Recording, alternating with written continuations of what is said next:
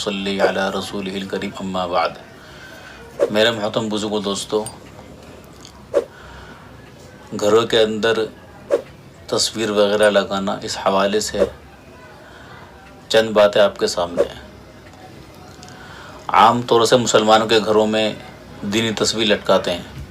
کسی کے اندر پوری سورہ یاسین لکھی ہوئی ہوتی ہے اور کسی کے اندر چاروں قل لکھی ہوئی ہوتی ہیں، اور کسی کے اندر حروف مقطعات الف لام میم صاد اس طرح کے لکھے ہوئے ہوتے ہیں، یا کسی کے اندر کوئی دوسری آیت لکھی ہوئی ہوتی ہے، اور مسلمان جو ہے اپنے گھروں میں اس کو لگاتے ہیں بطور برکت کے۔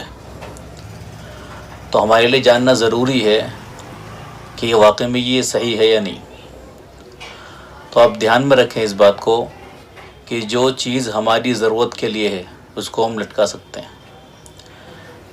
جو تصویر جاندار کی وہ تو بالکل ہی حرام ہے، لیکن جو غیر جاندار کی تصویریں ہیں، جیسے کعبہ شریف کا دروازہ ہے، اسی طرح کوئی مسجد ہے، یا کسی سینری میں کوئی آیت لکھی ہوئی ہے، اسی طرح کوئی قرآن کریم کی صورت لکھی ہوئی ہے، سورہ یاسین وغیرہ لکھی ہوئی ہے، تو اس لٹکانے کے سلسلے میں ہمارے ذہن میں یہ رہے کہ جو چیز ہم لٹکا رہے ہیں ضرورت کے لیے تو وہ تو جائز ہے۔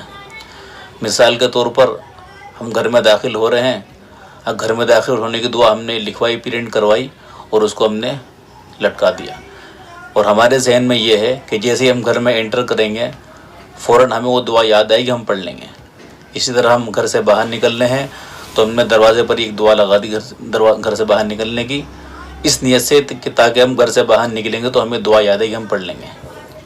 تو اس طرح دعا وغیرہ لکھنا، قرآن کریم کی کوئی آیت بطور دعا کے لکھنا اور اس کو لٹکانا جائز ہے۔ جیسے مثال کے طور پر مسجد کے دروازوں پر دعا لکھی ہوئی ہوتی ہے، اللہم افتح لی ابواب رحمتک اللہم انی اسألک من فضلک۔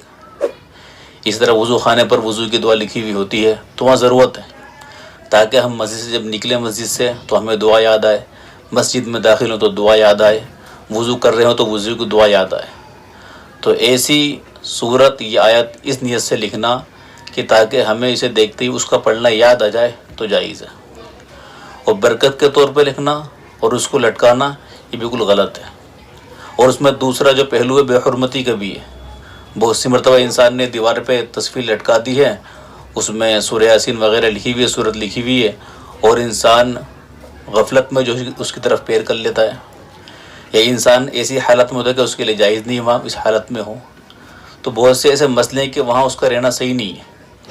اس لیے ہمیں خیال رکھیں کہ جو چیزیں ہمارے یاد دہانی کے لیے ہیں، ہماری ضرورت کے لیے، ان کو لٹکانا گھروں میں جائز ہے۔ چاہے وہ کوئی صورت ہو، کوئی انسان اس لیے سے صورت لٹکا رہا ہے تاکہ میں اس کو دیکھوں تو مجھے یاد کرنا، مجھے یاد آ جائے گا اور میں یاد کر لوں گا، تو جائز ہے۔ اس کے علاوہ صرف برکت کے طور پہ کہ ہمارے گھر میں برکت ہو تو لٹکانے سے برکت نہیں ہوتی، اس کو پڑھنے سے، اس پر عمل کرنے سے برکت ہوتی ہے۔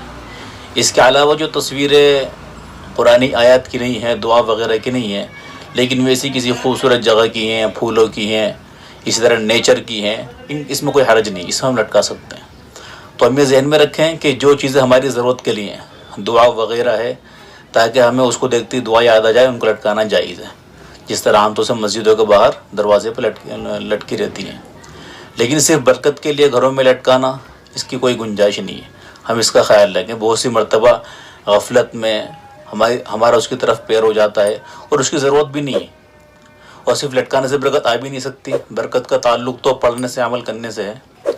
ایسے اگر صرف لٹکانے سے برکت ہوتی تو پورا کا پورا قرآن شریف گھروں میں رکھا رہتا، اس سے زیادہ اس کے اندر قرآن کریم کی آیتیں ہیں، قرآن کریم کے الفاظ ہیں، برکت والی آیتیں ہیں، لیکن نہیں۔ تو ہم ذہن میں رکھیں کہ برکت کا تعلق قرآن کریم کو پڑھنے، قرآنی آیات کو پڑھنے، دعا وغیرہ کا پڑھنے، اس پر عمل کرنے سے، صرف لٹکانے سے نہیں ہے۔